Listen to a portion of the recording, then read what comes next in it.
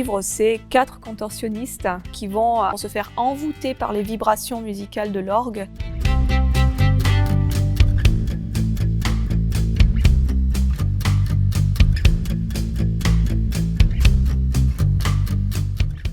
Alors, la compagnie Remanta s'est fondée en 2010 à Toulouse. Je me suis associée à Cléo Plastaga au son, qui nous a rejoint un peu plus tardivement. Et donc après, en fonction des spectacles, je vais faire intervenir plusieurs artistes d'univers différents. Donc ça peut être soit donc avec Wivre d'autres contorsionnistes, et d'ailleurs c'est le premier spectacle qui convoque d'autres contorsionnistes.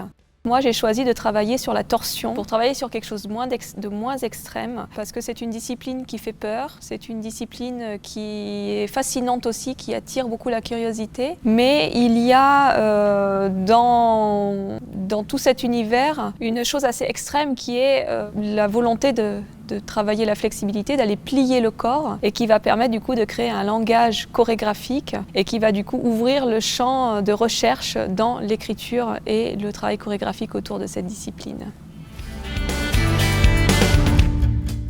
Le spectacle Wivre, c'est la volonté dans 2 axes qui sont du côté du plateau de travailler avec d'autres contorsionnistes. Donc là, on est 4 contorsionnistes, un homme et 3 femmes.